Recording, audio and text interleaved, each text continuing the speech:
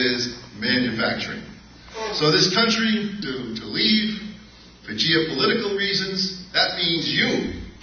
It's your incomes that were let go for geopolitical reasons, not Robert Rubin's, because the financial boys looked at the world as a field of play. When Reagan, Clinton, and Bush, and they're all, for me, the same people here. I mean, a little different, one will kiss you, one won't. But basically, they decided if they could control the oil, they had the strong military, they could eliminate the possibility of wars by free trading with everybody and sending away the good jobs from America. In other words, it's my opinion that Americans are being sacrificed here on the altar of peace and tranquility and capital expansion for a small section of the population.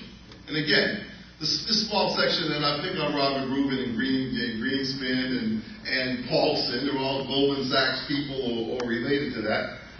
They probably believe that what they're doing is in the best interest of world peace and wealth, and that sooner or later this wealth will spread. Problem is, without backing, without a gold backing or some kind of backing, although we do have a quasi-oil backing, the temptation is to not to work, print money, create asset inflation, and while you're outsourcing everything, your asset inflation, your houses, can go up in value, and you can borrow from that, and you can still maintain your standard of living. If only this would be a perpetual motion machine. Okay, now, why are they able to let you borrow and create this asset inflation? Simple. The deficits that they create, when we, for example, buy something at Walmart's buys it from the Chinese. The Chinese sell us the product, we pay them in dollars. Okay, now the Chinese don't come back and spend that dollar on something that we make. No, they don't want to do that because they want the manufacturing to go there. They're trying to build up their country. You know, you can't blame them. So what do? They take the money back and they give it back to Uncle Sam. Uncle Sam puts it back in his banking system. That allows this banking system to create 8-to-1 in inflation and money, and we can take that inflation and look for ways to invest, and the best way is land and resources and housing in this country, and build up the asset, and we've got a perpetual motion machine. But look at what's going on here. Higher and higher asset inflation, more money you can borrow, your jobs are leaking out, but you still don't feel the pain. A lot of you made a lot of money in your houses. If this could go on as a perpetual motion machine, it would be great. The problem is, it takes more borrowing, higher asset prices, higher interest rates. Higher interest rates take money out of the real economy to eventually you force these people to monetize worse properties, worse land locations, and then you're into subprime and trying to create product from the marginal ends of the economy. And that brings us up kind of what's happened today. The subprime was a small sector of the market, but they needed so much new product to monetize, they had to package up basically people who didn't have credit, put them in a group of mortgages, bundle them together in what they call a CDO, collateralized debt obligation, and then have the rating agency say, by pooling all this bad stuff together, statistically it wouldn't go bad as if it was an individual mortgage.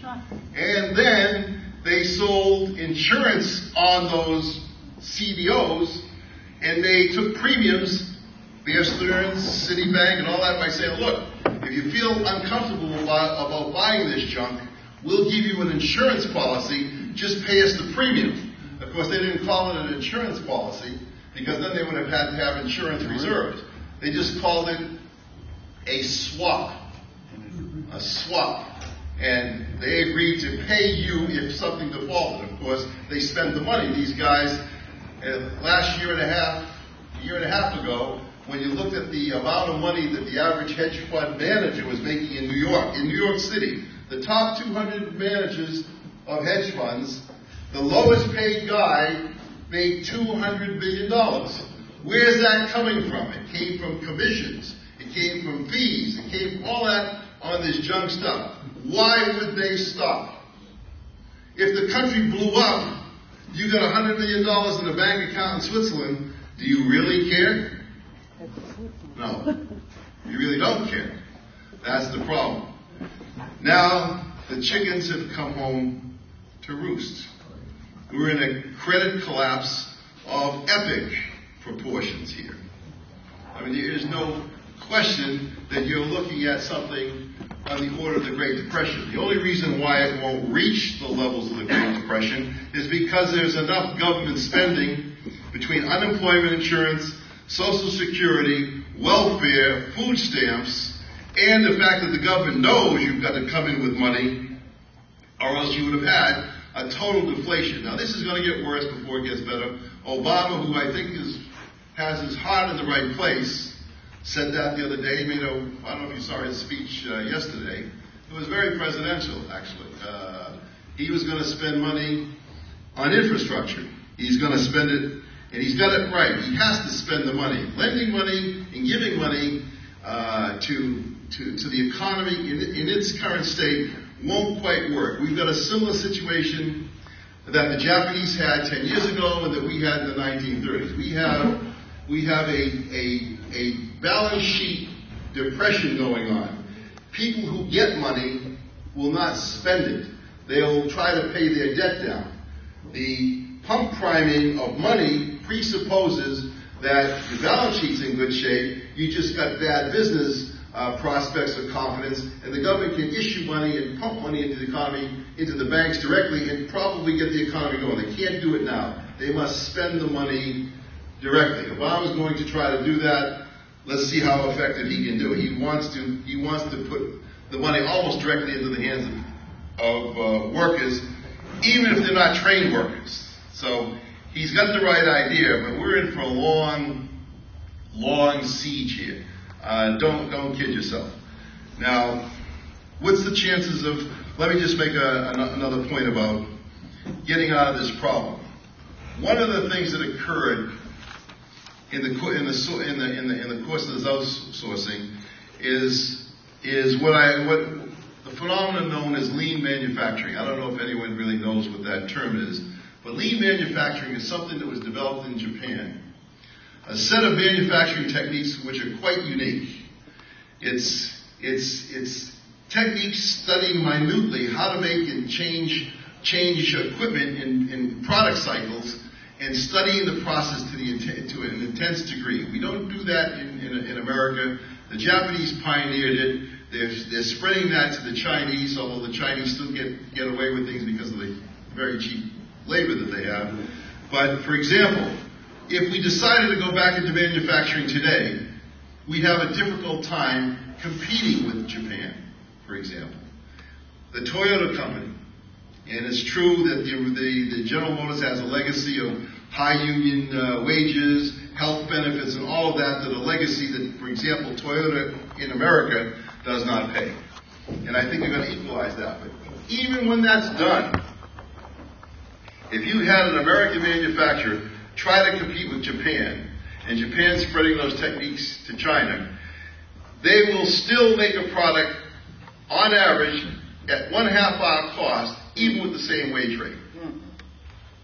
So it's not even the cheap labor that's the problem. And we're becoming a country basically of service people. I mean, in the last 5 years, since 2001, the net increase in jobs, where we had a net increase, was in the healthcare industry. We lost 1 million jobs in data processing, information technology. I think we had an offset in construction to a certain extent that offset the data processing, but everything else was offset by healthcare. Now, you just can't have the whole country going into healthcare. I mean, it's nice if you can have it, but what would we have to trade with other people that they could use? We're bringing in oil and all the things we used to have, we have to bring in ourselves. What have we got to trade other than we're trading our debt for hard product here? And we've got people doing service jobs. What have they got to trade here other than their house equity, which is going, or government handouts? I mean, this is the situation we've got ourselves in, and why the situation is so difficult. Now, the lean manufacturing, it would take us years to overcome that. Could we do that? We could do it. 10 to 15 years we could do it if we had the will to do it now. I don't think this country has the will to do it because the people that run this country, and I don't know where Obama stands on this, have basically said in their minds, we really don't care if America is a high-wage country anymore. Why should they? Can anyone tell me why they should care? The financiers. They need a market. They need a market. They need a market. The market they've got, why do they need a market? Their market is overseas with Asia, China, India, all the people who are on the ascent. Here, there's no real good opportunities here, generally speaking. I'm exaggerating to make a point in the general trends. Okay, that being the case, we can say that the United States, defending itself in the world against communism, had to devalue its currency, stop the gold backing, had to protect the oil fields in Iraq because we couldn't afford Saddam Hussein trying to shift his purchases or his sales of oil to the euro. That would have undermined our dollar even faster. So unfortunately we were in Iraq not because we love freedom, which I'm sure we do, but we cannot have the second largest reserve country of oil in the hands of anyone else but ourselves. This is our leverage, our control over resources, and the ability to print money and get a free ride from everybody, which is now coming to an end. Just talking about oil and talking about alternate energy. I'm giving it to you bleak, and then I'll tell you what I think we can do. We can do about it. For those people who are not familiar with the concept peak oil, it's a controversial concept, and I think it's basically true, which says that oil is something that's in the ground, made by nature over a long period of time, not renewable, and therefore when you use it, you're basically going to lose it. 1 trillion barrels of oil have already been used since the ascent of the Western world from 1850 to the present time. At the rate we're currently using oil around the world, the remaining trillion that they estimate would be used up in 30 years. Well, you say, okay, that's not so bad. But the problem is, Henry George was the best-selling economist relative to the economy ever in America. He sold 2 million books in 1880. Think about what he would have sold today. Essentially, he demonstrated something that was demonstrated in classical economics by a fellow by the name of Ricardo. But the bottom line, and I'll make a simple chart, is this.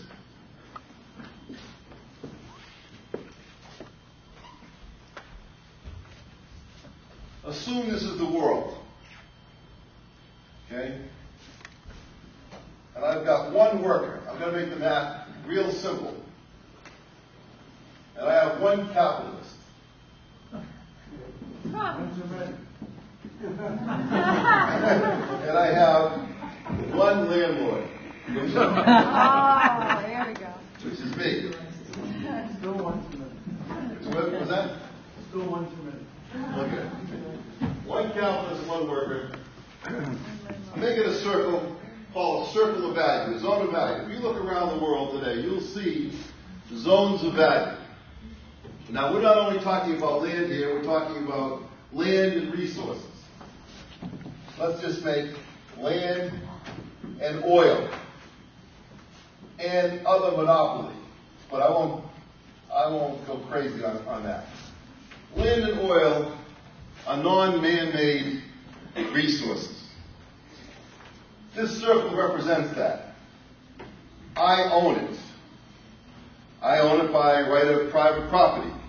I either took it from somebody, bought it cheap, now have it. Let's pretend this is Manhattan. Manhattan, the land is worth probably $30 million an acre. Think of the value of Manhattan here. In our world, we have one worker, one capitalist, the guy who's scrounged some labor together to make a plow or make a computer, let's say.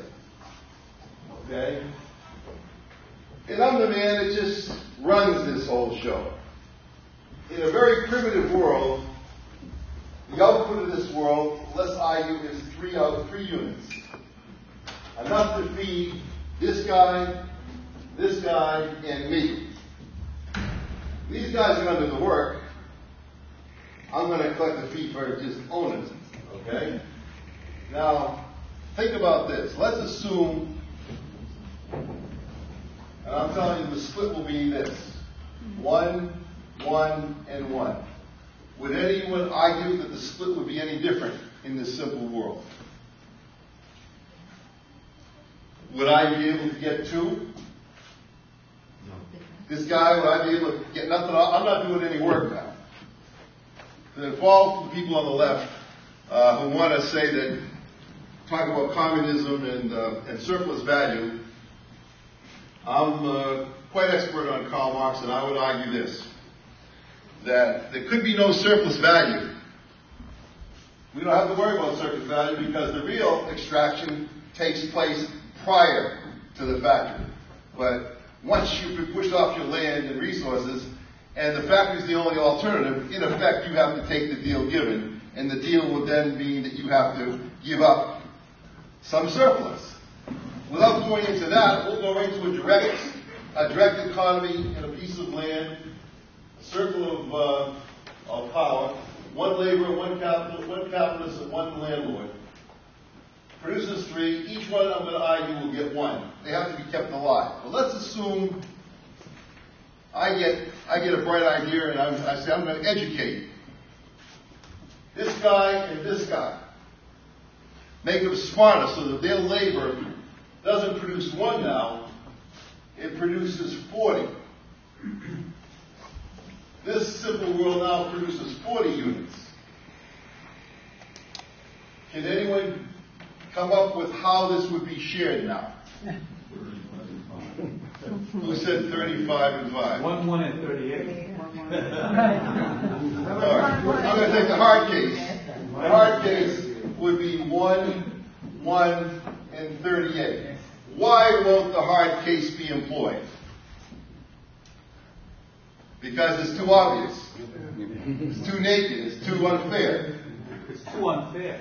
It's too unfair. So, what I'll do here, knowing that, being a clever fellow, I'm going to have maybe 8 of these units go to the preacher, the politician, the lawyers, and the accountants to all help me help you understand why you should only get basically this. Now tell me why that won't happen. Now I'm smarter than that. You see what's going on. I'm going to give you 3 because I'm a nice guy. Okay? 3, 3, 8. I'm losing 4, 12. I'm gonna get down to 28. 26. It's bargaining power. Now I argue that this simple world represents the whole world. Okay? Give me a logical reason why this is not true. Because if you get this, you get everything that's going on here. Okay? Now, I'm having this kind of extra juice. When the banker, who's the banker going to go to when he wants to lend money? Who am I going to? I'll create the bank, put it in, create reserves, and buy more of these zones here. It doesn't stop. I'll have securities up on you. I'm not going to do anything here. Tell me why this won't happen. If you can't tell me why this won't happen, then you understand what is happening. Now, you can have a revolution. You can have a revolution. You had the French Revolution. As soon as Bonaparte showed up, right back. You had the communist revolution. As soon as they ran that one big super corporation into the ground, right back. So what's the end? You agree that this is true? Go ahead. I think the presidents, the lawyers, the others, that the stock security salesmen will start demanding that they get their share. Well, and I'm going to give it to them because they're enabling me. That's what's going on here. Keep in mind, we took the money. Now, let's think about this. We don't manufacture really. We do, but I'm exaggerating to make the point. We get the manufacturing in and pay with debt. That debt goes into our banking system, allows these assets to be inflated even more. Okay? And we can't stop this because it's so good, it's addictive. The rest of the world goes along with it because they're getting more from us in terms of manufacturing and real assets. At some point they're stopping. They're probably stopping now. We say to China, we won't be your customer anymore. The Chinese will say, we got all your factories. We got our own customers here. But we, being the American people, what have you got to show for it? But anyway, going back to this model. Now, Henry George said, the ownership of this circle is not made by man. The oil, the land, that's a non-man-made resource. That should be accessible to everybody. Tax this. Tax that because that's not earned by this fellow. That's earned by everybody. Tax it and return it. And the world will go into a strong balance. But can you see Robert Rubin advocating that? Can't see. That's essentially what Henry George is saying. Don't tax labor. Don't tax capital. They compete, they work, they create. But the guys who own the locations, the guys that own the resources, Saudi Arabia, it may cost them $4 to get a barrel of oil up. In normal times, they can sell it for $60 to $100. The difference is rent. It's a non-man-made resource. If you haven't got access as an ordinary person to this kind of non-man-made resource that is monopolized and claimed, this is what's going to happen. The speculation off this will even be worse, and you're doomed to constant boom, bust, war, and fights over who owns this resource. Tax it and give it back to these two people, and you'll put the world in equilibrium. Now, if I'm a manager of state, if I'm a guy who's making hundreds of millions of dollars, I don't want to hear this. Yeah, 1% of... Here's what you're up against. And I just lost my...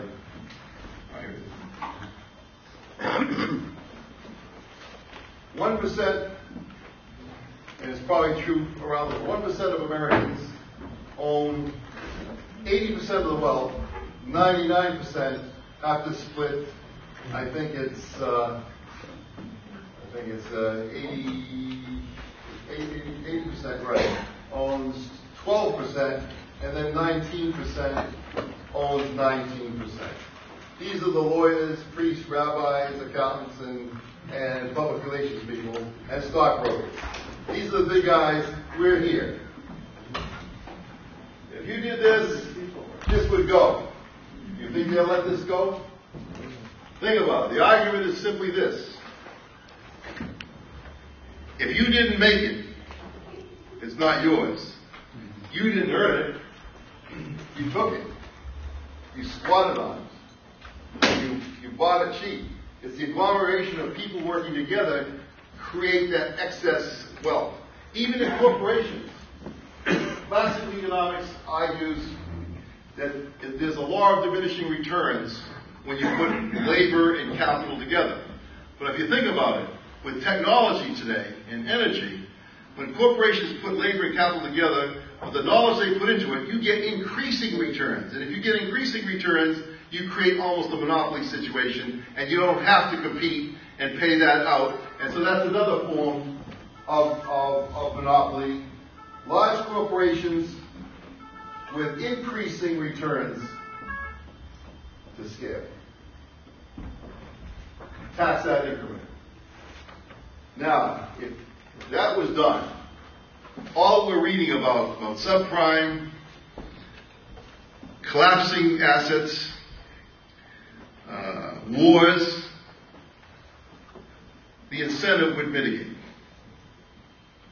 Of course, you'd have to have a solution like this, including the Mideast with the oil, all the people that have resources that have to be shared, that have to be calibrated, and then labor and capital is free to do what it does.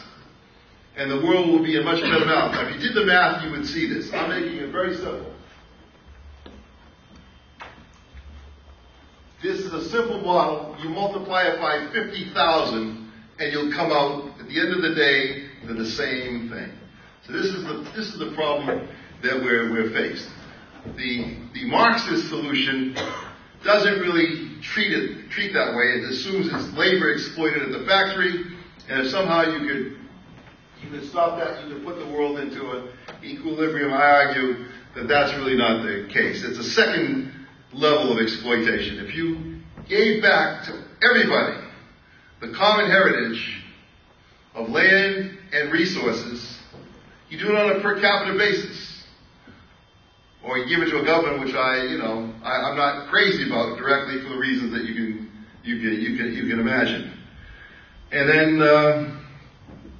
then you might have a world that would be much easier to manage and put into balance. So essentially, that's the points I wanted to cover.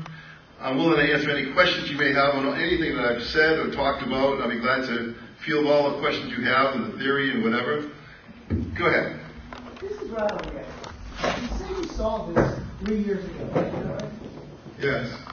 And you say you're no smarter than the average Joe. A little smarter, maybe. You're smart. Why wasn't the scene by many, and why did they take the opposite side of that trade? Okay, So in other words, why didn't they short the subprime? Some of the big, I'm sure that Goldman Sachs did short those trades. Okay. I'm sure they did. Well, my point would be that if I was a financier, if I was a head of a major investment bank, why didn't I say, you know what? I see where this is going. Screw it. Stop it. Or take the other side. Why would you stop it? First of all, a lot of them did take the other side and made sure there was a fortunes made. What I like to see in panel is a real congressional panel that brought Greenspan, Rubin, Summers, all these cast of characters who've been around for 20 years, put them really under the spotlight and follow them and their friends as to what really happened. Once they deregulated this, there was no stopping it. And there was too much money to be made. Did you hear what Greenspan said a month ago? He went contracting the big enabler of this, who allowed his friends to pump up the money supply. He did for his friends. He had to do it to prevent collapses. At the end of the day, he says, I made a mistake. I thought the free markets were going to self-correct this. What kind of answer is that? I'm telling you, I predicted this. The people who know me know that I did it. Yes. It was known that this was going to happen. It's documented. You that the Henry George School 3 years ago. We have that on tape. People on Wall Street that, friends of mine that knew about this was going on, and they just... But the money is too good. And again, think about it. But the money's still on the other side too, no? This is my point. My point is simply greed. We're no more greedy today than we were freaking 100 I years ago. agree. It's constant. No, I agree with that. But I'm not blaming greed. I'm saying the systemic need to create, because of these deficits, these trade deficits have to be monetized. This pumps more and more money into the system, and you need more and more assets that get inflated because you got to do something with it. If you're making commissions off this, and then you see it going to come apart, the smart guy did short it and make money.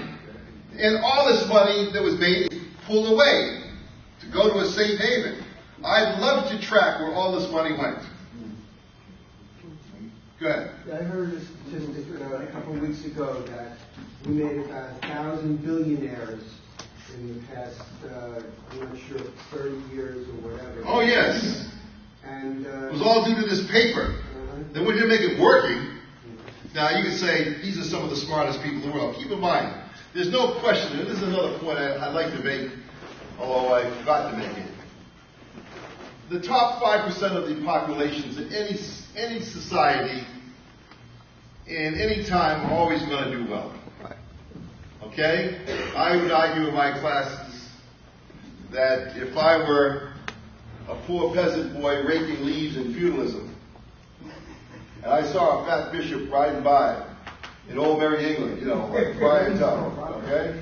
And I saw he had the good life, the next thing I'd be doing is building a big cross out of an oak tree. And I'd have all kinds of flowers and candles and everything. So next time this guy rode by and say, you know, I like that young fella. I like the cut of his jib. I'm going to put him in the robe. And I'll get in on that deal. Or, if I was in communist Russia, I just pull out my old new school Marxist tomes. And I could recite, you know, the Grundrisse, capital 1, 2, and 3, no problem. I'd be a communist hack, bigger than hell. Or, you know, my dad was a construction guy. I came to New York, I became a big-time executive. I played the game, okay?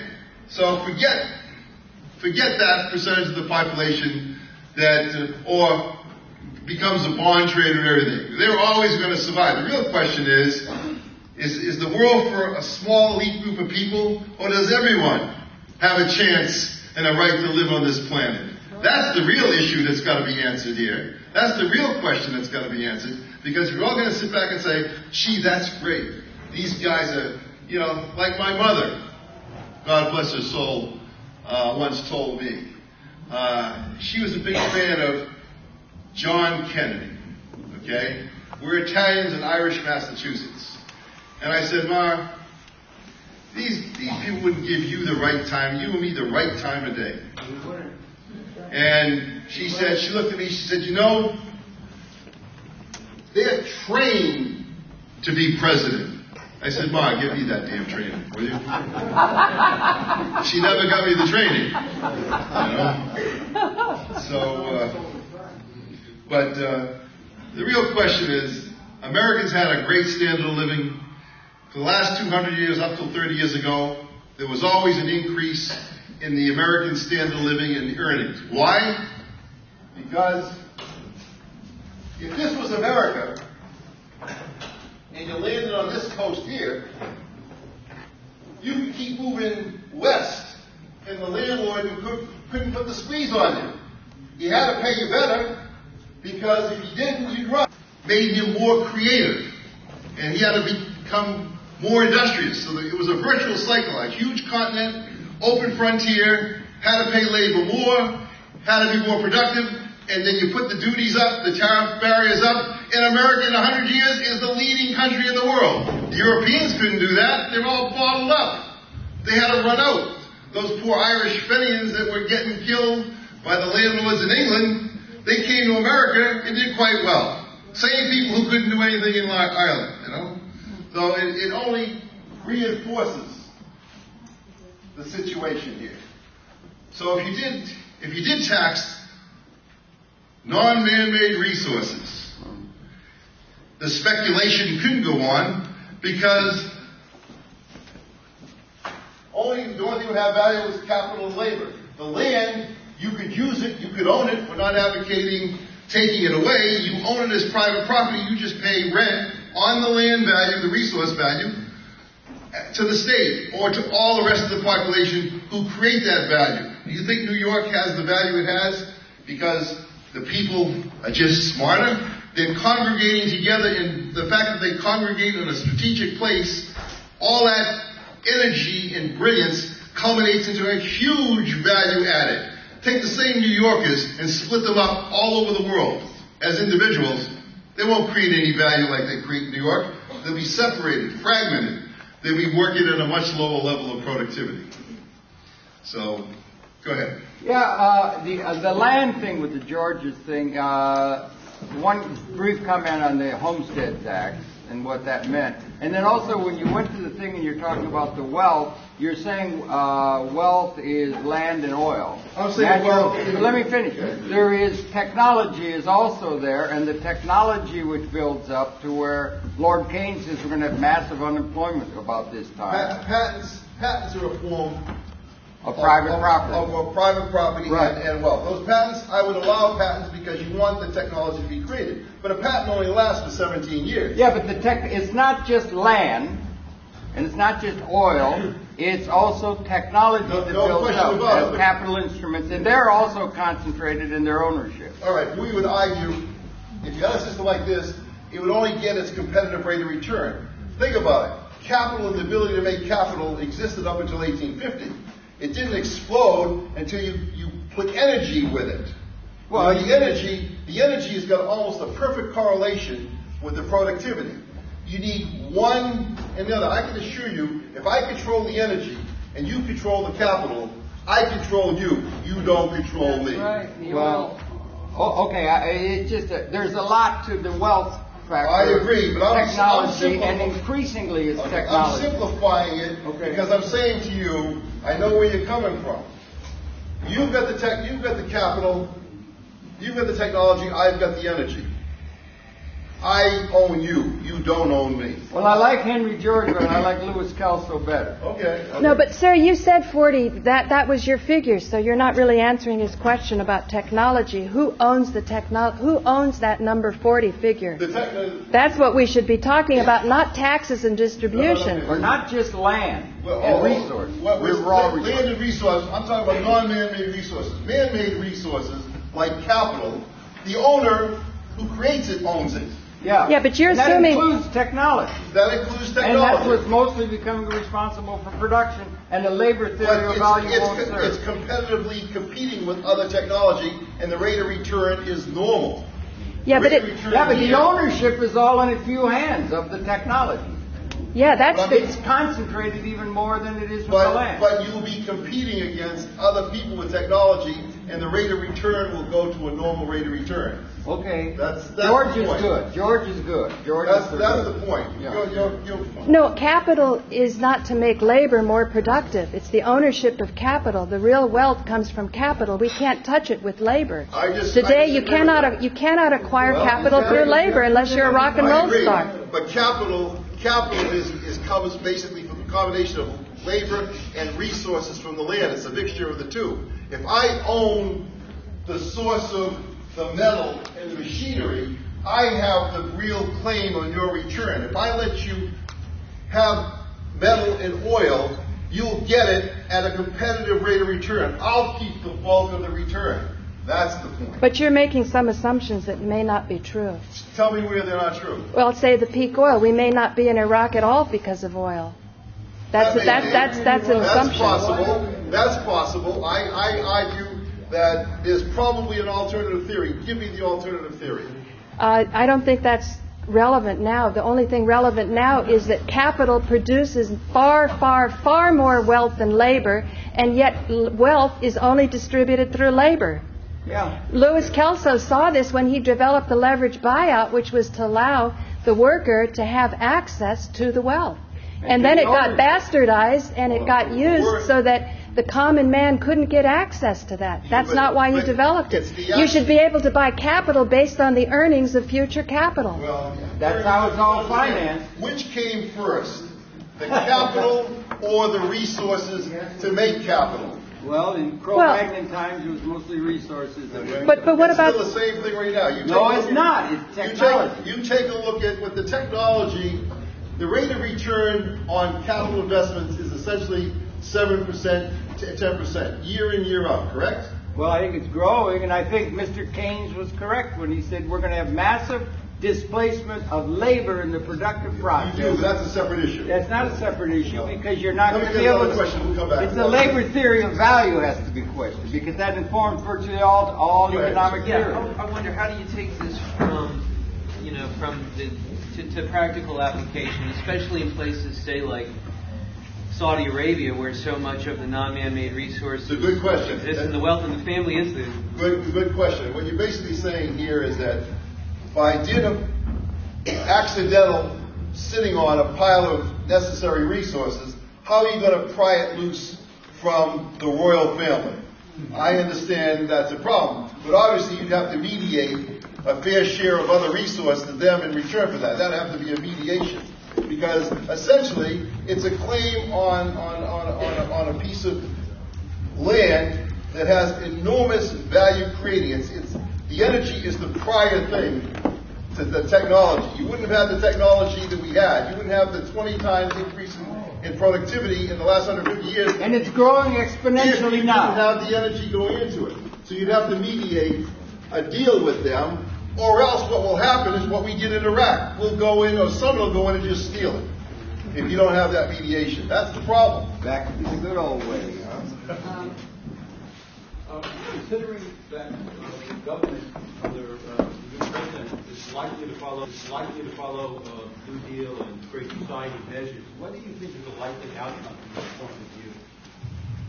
The New Deal, I think he'll jumpstart the economy, but I think the economy, if that's all he does, just does government spending, we'll see a continuing erosion of the average standard of living in here, because we've given up the ability to be as productive, let's say, and work as cheaply as, let's say, the Chinese would do, and we don't control the oil. So we'll survive, of course, but if we just do that, and we don't increase our manufacturing, and we don't make a deal that spreads the oil equally, let's say in some kind of a fair sense, I think America can expect to see its standard of living over the next 5 years drop 25 to 30%.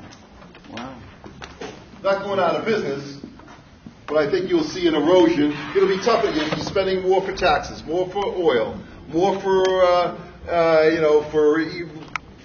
cost of living, medical, healthcare, college, all of that. You'll see that rise up and take more of your income.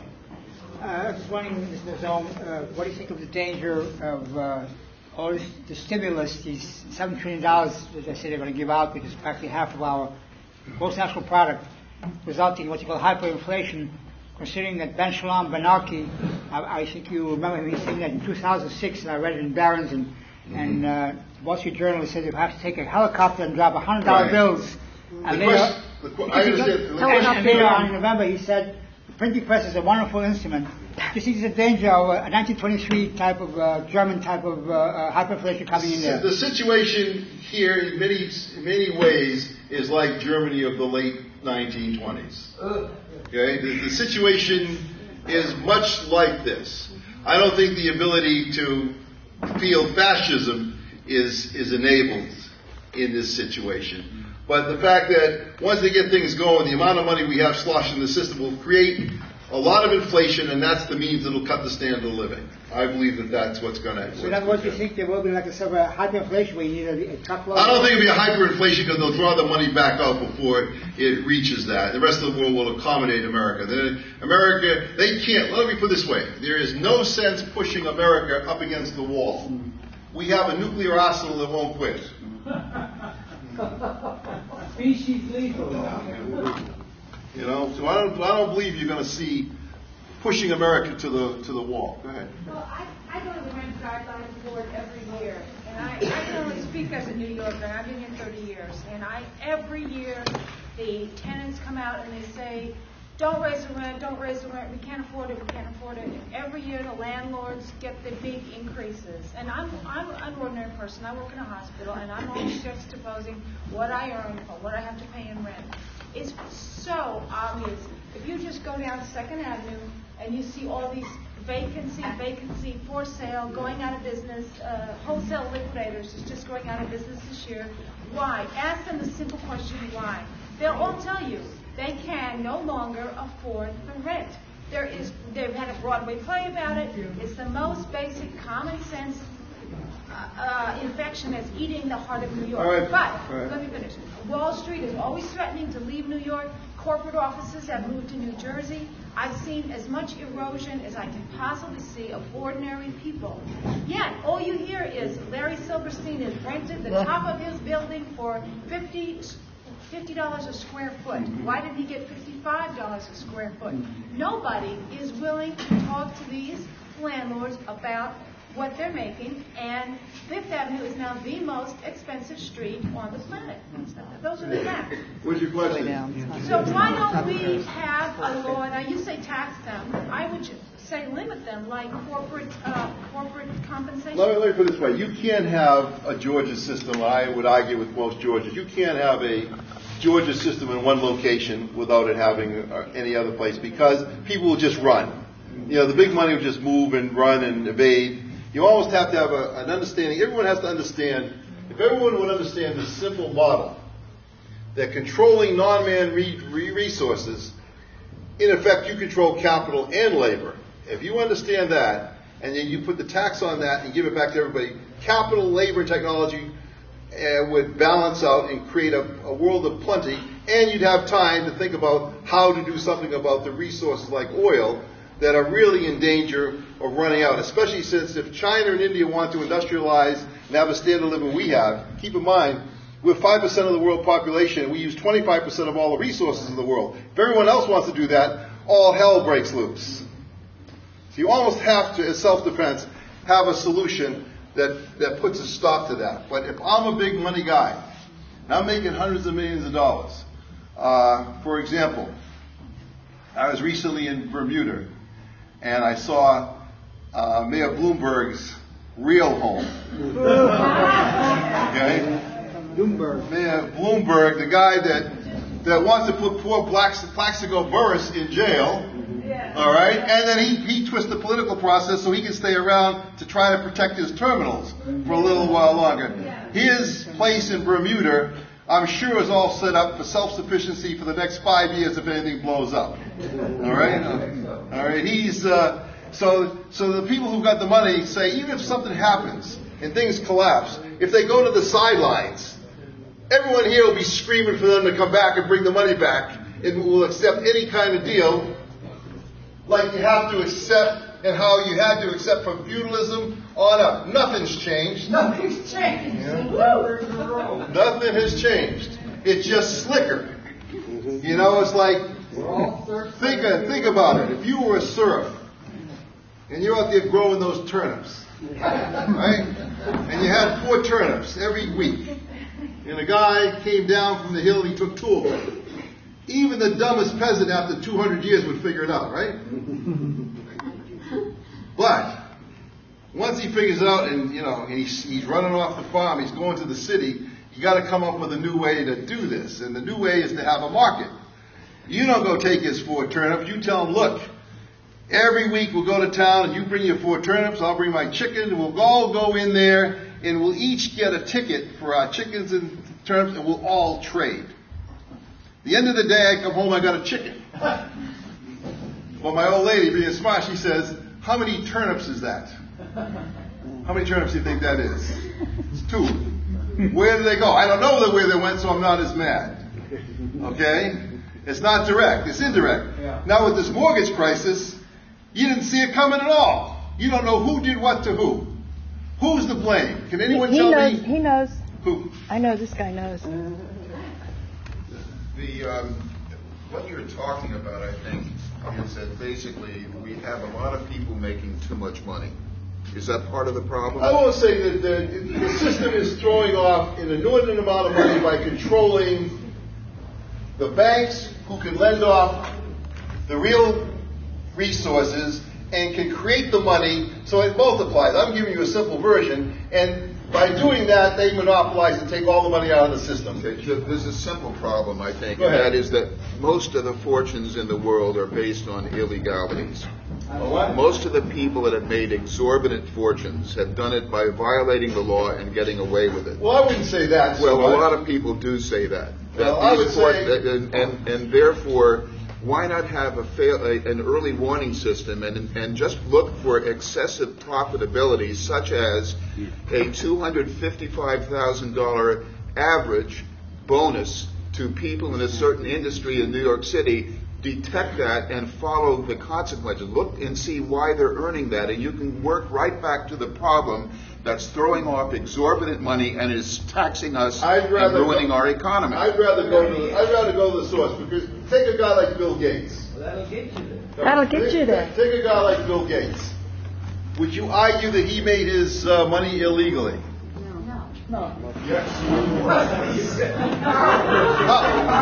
Yes.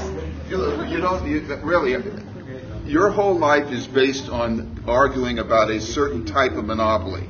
But you become short-sighted because you don't look at the other kind of monopolies. You think that everything is land, but it's not. It's intellectual property where they're stealing us blind, and you've got to do something to enforce the laws that prohibit monopolies and the exercise of them. Let me answer that. You have intellectual patents. You could argue that to encourage innovation, you could give a quasi or temporary monopoly for the 17 years, as long as it goes into the public domain after that. Problem with that. Basic problem with that. The government has stolen our right to have patents because the goddamn government charges $25,000 or $30,000 for a goddamn patent, and we can't afford it. So only the rich get patents. What about us? It's a constitutional right. It's a monopoly on the part of the government, and we can't even have a right to patent our own our ideas. I'm against all monopoly of that type. Yay. Go ahead. Go ahead. Yes, I've heard you about. Sorry, I'm a little late, so I hope that you come on. All right. Go ahead. But I've heard that at one time in history that more revenue was generated for the government through trade tariffs. That's true. Than it was through income tax. That's true. And there's also that's in the 1800s. And there's, I've known a lot of people who claim to be anti-globalizationists, and yet they will call for open borders at the same time that they want to be anti-globalizationists. I wonder, if you can give some clarification. What's your question? I'm confused. And what is your question? Well, it is in the context of trade barriers and whether they would be helped to maintain a standard of living in the United States. All right, let me. I guess you weren't here. I had pointed out that the United States was built on protectionism. So was it Imperial England. You only go to a free trade regime when you built yourself up to be ahead of everybody and figure that they can't catch you. The United States thought that they, for example, that how could the Japanese ever catch General Motors? I mean, that's just a mistake. And that's a very complex but well-documented process. Let's put it this way. I'm for free trade if the taxes, environmental conditions, and the wage rates are more or less the same. So you don't have a beggar thy neighbor, cheap labor, race to the bottom situation. Like now. Okay? Like now. Go ahead. So are you suggesting that Henry George could work in the United States if the federal government employed it? Or would we still have the problem of other countries not leveling the playing field? If you said you wanted to have America, Canada, Saudi Arabia, and Kuwait and Iraq in one super Georgia system, it would work quite nicely. Oh, yes. You have to have the energy, or else you couldn't do it, in my opinion. You can, in the United States, there is some evidence about the effectiveness of the Georgia system, but indirect evidence. If you looked at, no one really separates out the government, and the government doesn't keep statistics on land values. In fact, the last time they did it, they reported the land values in America are minus $4 billion. Because they load it all onto the buildings and then they depreciate it so that the people who own these things are having a wonderful time not paying any taxes. Okay? That's part of the whole game. But I calculated it as of 1994, the last year that you could have reasonably good statistics before the United States started to fudge its economic statistics. The United States fudges the economic statistics in the following way. If you went back to 1840 and you had a couple of horses riding around pulling a wagon, and then all of a sudden the steam engine came in, okay, and the productivity increased 1,000 times, they would record the steam engine as at its value that you bought it, and the horses would become obsolete in the calculation, and they let it go at that because the steam engine would have created so much productivity that the economy would still show a positive dollar increase. But with computers, a strange thing happened. The computer prices were dropping so great that if you recorded computers in the GNP at their cost, the American economy would have slowed way down, would have showed negative growth or very slow growth around 10 or 15 years ago. And around 94, they started to change their statistics for things like computers, saying that it wasn't the cost that they were going to record, it was the productivity of that thing that they were going to report. They changed that. If a computer fell in half, instead of $200 was $100, they still recorded it at $200 by saying it was twice as productive. So they started to impute productivity into the numbers, which was never done before. So now you don't know what you've got.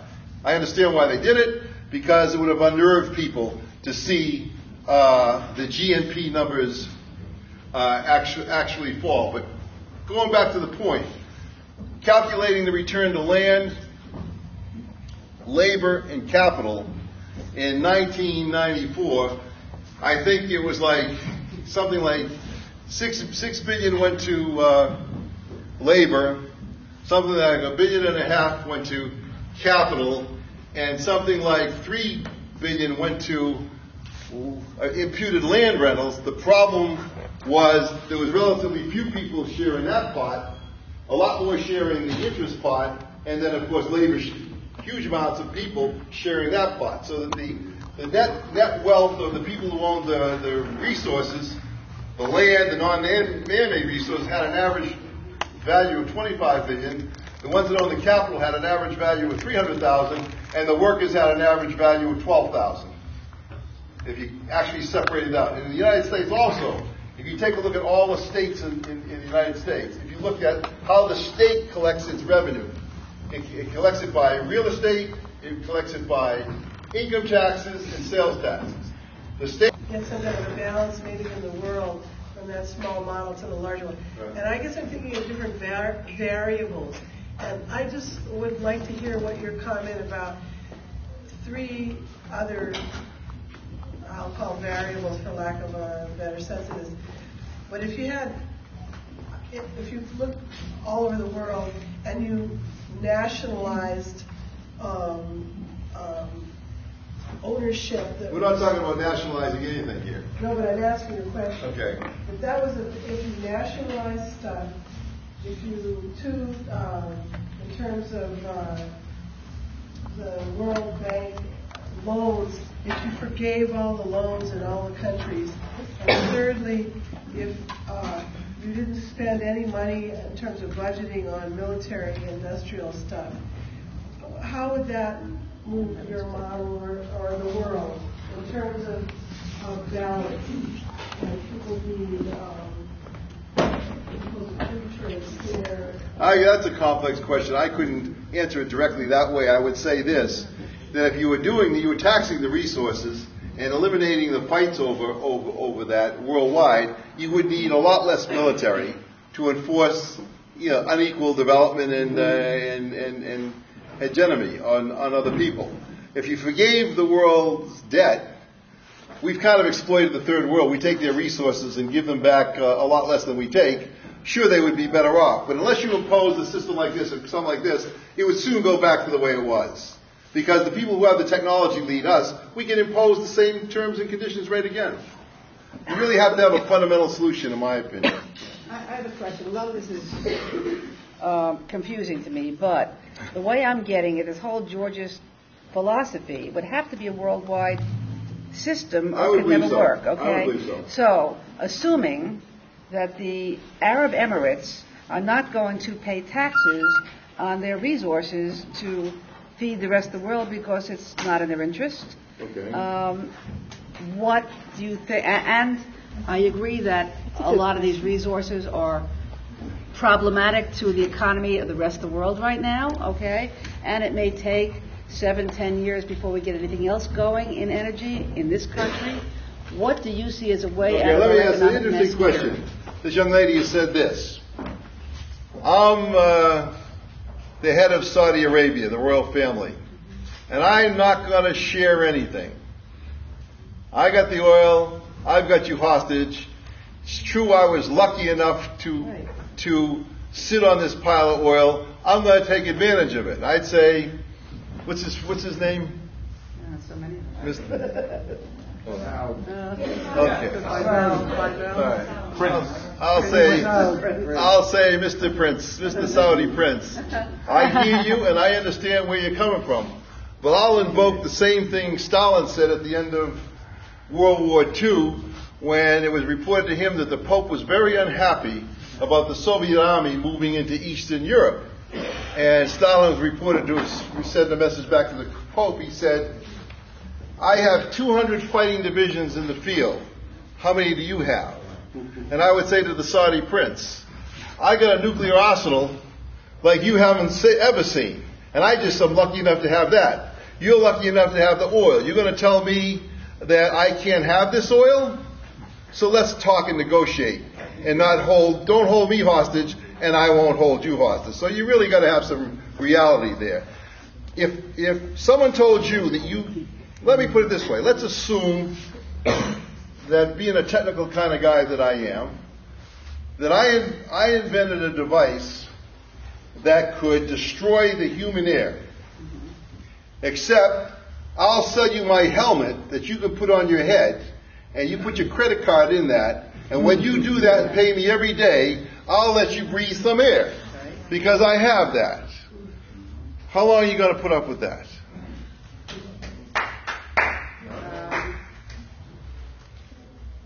We've been putting up with it. That's what we've been doing. The Arabs would have to understand, we'd have to treat them right. They have a resource that the world needs, and eventually it's going to run out. You can't leave them, let's say, destitute. But in the transition period, I think everyone has to work together for a solution of access to resources and negotiations so that you can move on in a civilized way to the replacements. Other than that, you're doomed to a right as might. And we've been doing that, and to what end? Huh? 2 more questions? Okay, 2 more. Way back there. I have a brother from the Sunday school system. Okay. We were taught that Marx said that the capitalism should be defeated only in all countries simultaneously. And then the founder of the Soviet state, Volker, said, no, it's a mistake. One country. We start with one country, yes, the Soviet Union. Now, you are saying that land and the Georgia system, resources, the Georgia's model, is such that it has to be in all countries. I would say. But you decide to become Karl Marx for one reason or another, and you say we'll start with the United States. What would be the mechanism? I don't think I would do that. I would have to become Leon Trotsky, I'm afraid. I would have to take the Trotskyite view of that you'd have to have the world revolution and not communism in one country. I think that Bukharin and Trotsky were more correct than Stalin. And Shockman. Okay. We can do 4 questions. 4 questions? Go ahead, right over there. Do you think it's a good idea the federal government paying everyone's mortgage? And where will it end?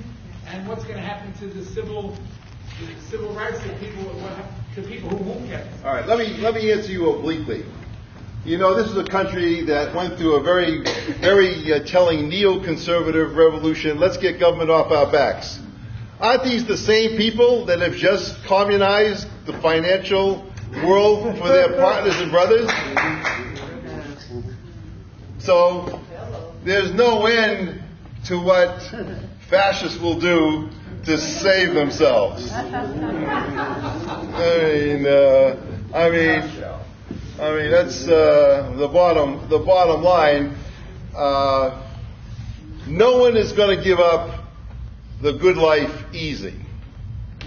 And if the people who have this money, and I'll use Robert Rubin as my favorite man. I saw Robert Rubin about a month ago at the United Nations at a concert.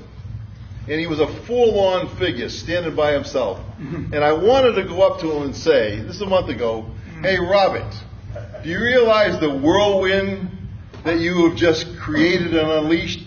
But I didn't dare do it because I knew he would have screamed his brains out and had the UN police throw me out. So I didn't get the satisfaction of doing that. We're in a survival mode here. The government's going to have to do what it has to do to retain legitimacy. Because I can assure you, if 70 or 80% of the American people feel that they can't feed their children because of an accident, I don't care about ideology. I don't care about any of that. The one thing you don't want to do is arouse Americans in that way, because you won't know what you get. So I would say now that we're in this mess, they're going to have to do whatever they have to do to break it. I do believe Obama is well-intentioned, and I think he's a pretty smart guy. Think about what he's done. I mean, he's a black guy who outwitted the Clintons.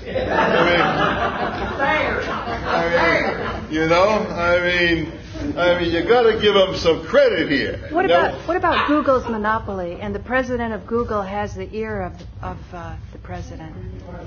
Google's monopoly. Well, Google acquired 65 companies. It's clearly anti-monopoly. In lieu of a Georgia solution, I'm a very, very big believer in antitrust legislation and not letting any companies get too big.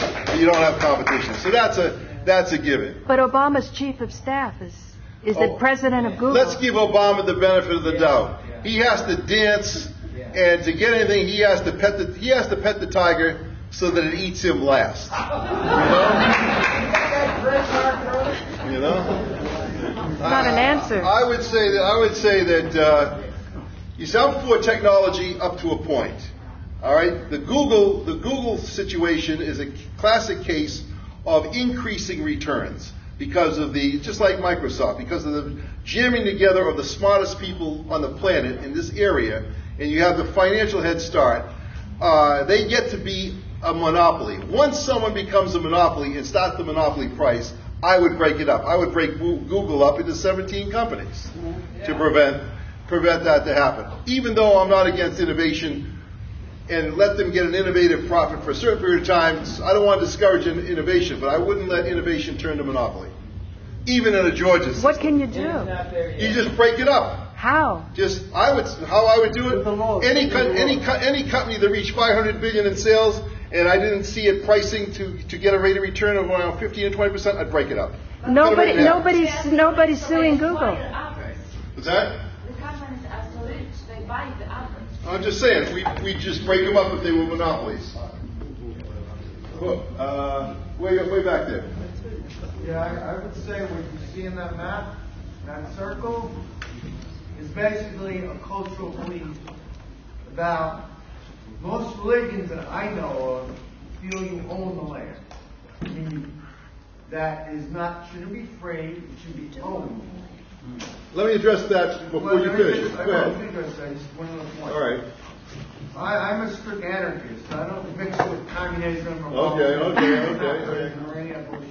Okay.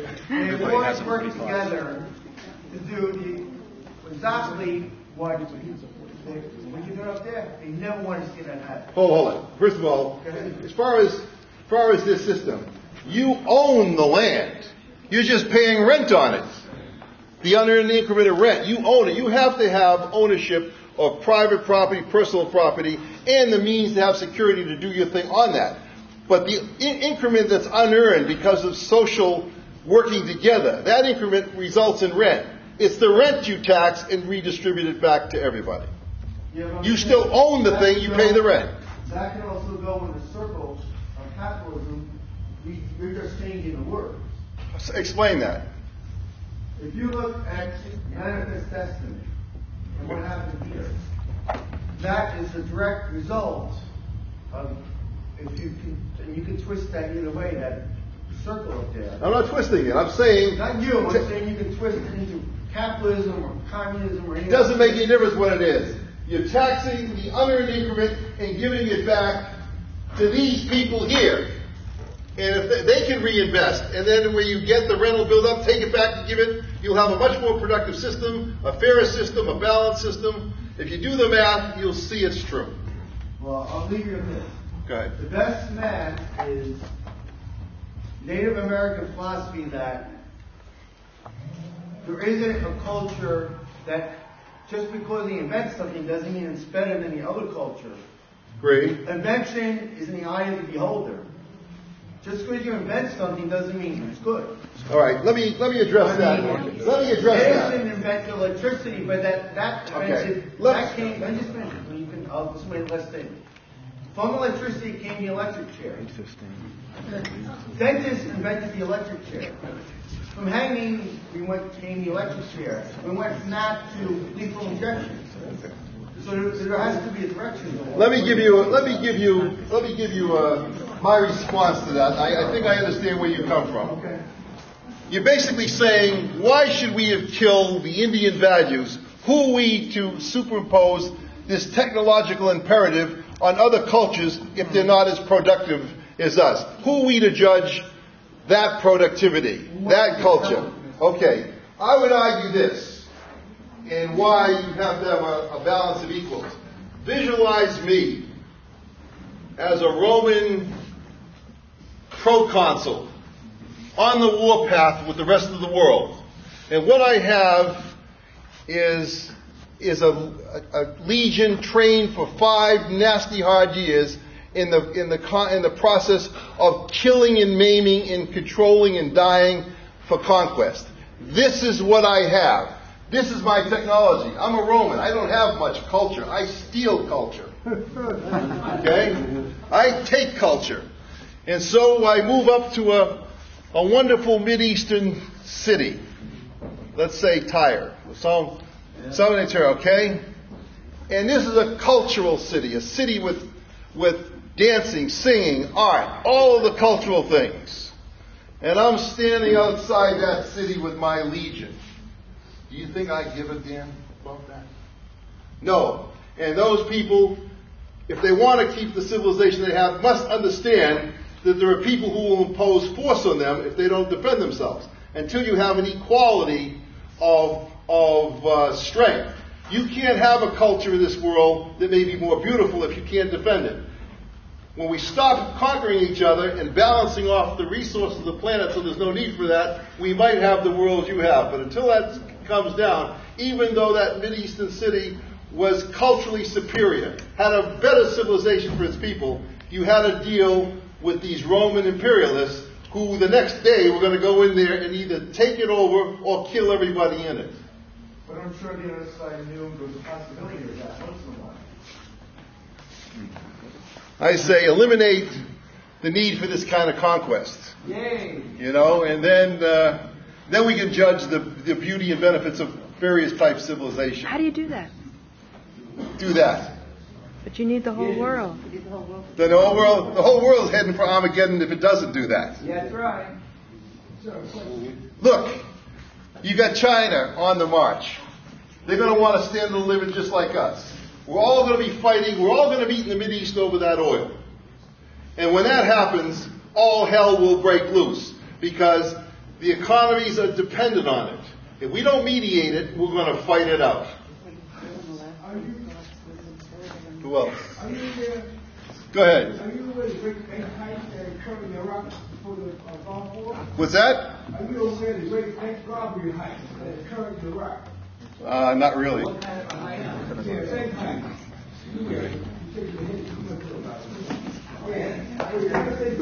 The great bank robbery was us stealing their oil. And you robbed their bank too. Well, okay, that may be true. I know we took money and we paid it out, and I'm sure some enterprising GIs have stashed some of it. Nobody here in America did. They finally removed $7 billion from the Iraq bank before they started the war. Yeah. And what's your point? Huh? I'm saying, are you aware of it? Well, not really, but... Okay, because half the property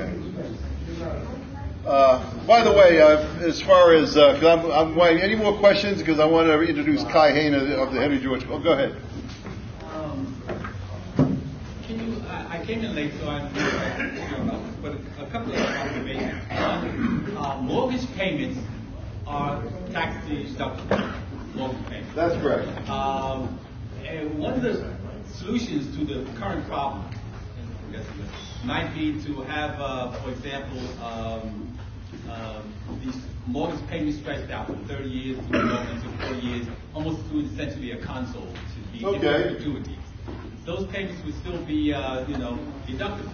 And why not renters who, for example, are facing a similar problem when their landlords go belly up, or when they try to go belly up and force them out? Why not have their rent payments also, which are essentially a console in perpetuity?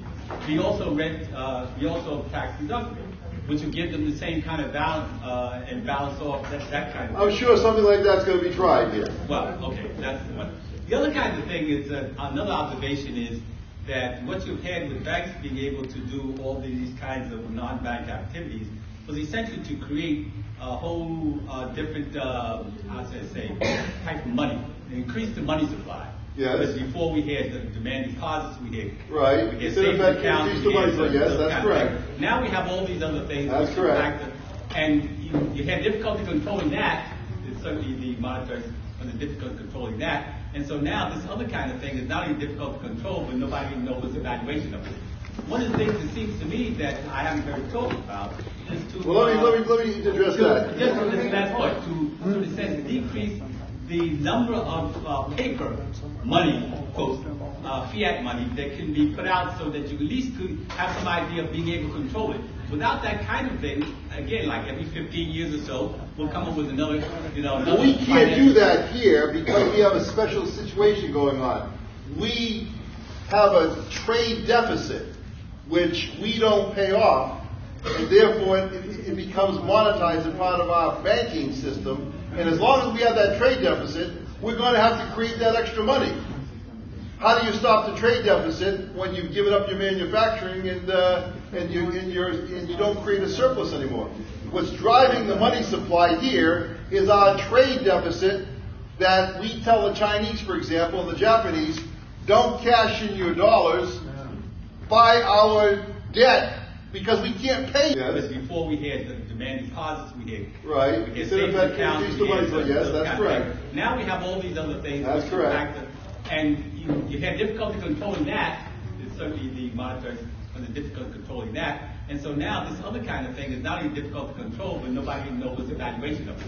One of the things that seems to me that I haven't heard talked about is to let me address that. Just on this last point, to in a sense decrease the number of paper money, quote, fiat money that can be put out so that you at least could have some idea of being able to control it. Without that kind of thing, again, like every 15 years or so, we'll come up with another, Well, we can't do that here because we have a special situation going on. We have a trade deficit which we don't pay off, and therefore it becomes monetized as part of our banking system. And as long as we have that trade deficit, we're going to have to create that extra money. How do you stop the trade deficit when you've given up your manufacturing and you don't create a surplus anymore? What's driving the money supply here is our trade deficit that we tell the Chinese, for example, and the Japanese, don't cash in your dollars, buy our debt because we can't pay you. Buy the debt and you'll keep the gains. Way is how the extra money is coming in the system. The day we stop creating that debt, let's say we back money with oil instead of gold. When that happens, the money supply will come back down and you wouldn't have as much speculation.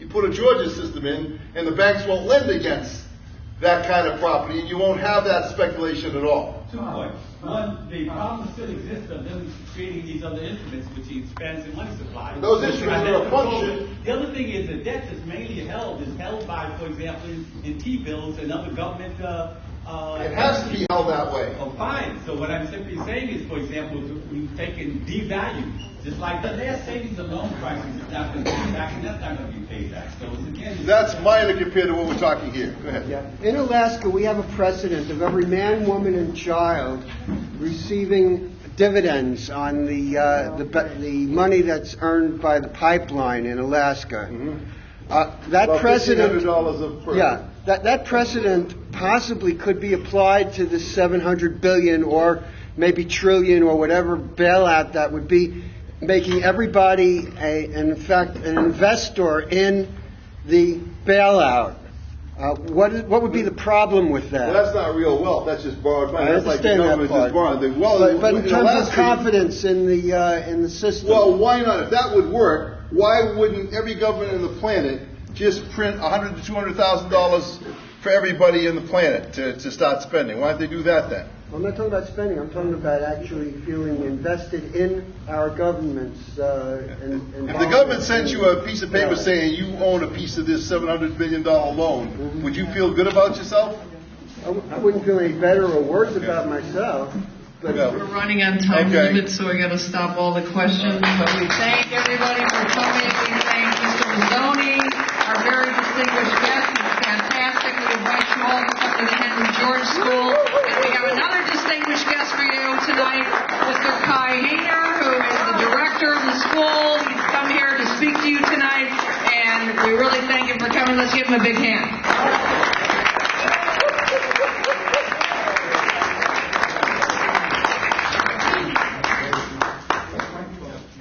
Thank you. I have the disadvantage that I came late, so I don't know exactly what was being discussed here. One note on protection and free trade. A lot of people say Henry George is an unconditional free trader. Andrew Mazzone was the one who pointed out correctly that this is not the case. Henry George says you can be a free trader once human rights are heeded. Worldwide, in Tibet, in Darfur, in places that they're not heeded right now, anywhere. If there's no security of property, if there's no rule of law, and the rule of law is by definition against privilege. Rule of law means the president is under the rule of law. Nobody is above the law.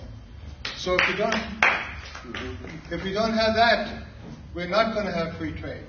Because the one with the biggest gun, with the biggest whatever neutron bomb atomic arsenal is going to be dictating terms. We have a school, as you know, Henry George School. Myself and Andrew Mazzone and Edward Dodson will have talks similar to the one that Andrew gave now at the Henry George School from the 23rd of January on every Friday. We're going to repeat these talks. We have been invited to Cleveland with Dennis Kucinich, and we've even been invited to as far away as Berlin. If you imagine George W. Bush running for president in the year 2000 and saying, I'm going to nationalize all the banks, I'm going to nationalize all the financial industries, I'm going to nationalize all the big industries, what would have happened to him? He would have not gotten one vote and he probably would have been shot. It's a socialist state monopolist program. If in the year 2000 we'd have said George W. Bush is a clandestine socialist, probably people would have laughed at us. Andrew Mazzone has made these statements and this analysis of why the system isn't working 3 years ago at the Henry George School. We've been saying for 20 years, I have been saying for 20 years, I've seen with my very own eyes the Iron Curtain fall. I'm going to see, I'm not a young man, I'm not a spring chicken, I'm 53 years old. I'm going to see in my lifetime capitalism as we know it fall. We're going to discuss it and what's an alternative system. Now I want to just very briefly talk about land and resources. How long can you live without air? 5 minutes. I had a smart alecky high school student who said 9 minutes and 15 seconds. I don't want to hold my breath for 5 minutes or 3 minutes. I personally don't. How long can you live without water? 3 days. Somebody said, okay, maybe the world record is 5 days or whatever, 7 days. I don't want to live without liquids or water with longer than 3 days. I don't want to live without water 1 day. Now, how long can you live without foodstuff? Couple of weeks, couple of months. There's some yogins in India who can do quite well for long periods without food. Still, how long can you live without, in a night like this, New York City, blizzard, how long can you live without shelter and clothing? I don't think you can live a night. So this is at stake. There's no one who can cheat these basic, what's called Maslow's pyramid of needs, the basic needs. Nobody can cheat that. Not Gates, not Trump, not anyone. By the way, the last homeless in the city contributes as much to the land value of Manhattan as the largest real estate speculator. And he or she should have a piece of that pie. Yay. If you want to learn more, Andrew Mazzone is giving a wonderful course, Globalization, starting January, second week of January. We have actually 3-4 teachers here. Bruce Oldman, I see, Andrew Mazzone, myself. I hope I'm not missing anyone who are teaching these courses. If you want to know more about it, the one disadvantage of the Henry George School is you don't get your money back. It doesn't cost anything. Okay,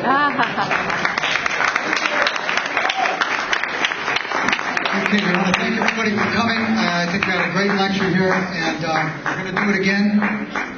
You guys can please file out as quickly as possible. They got another event booked in here.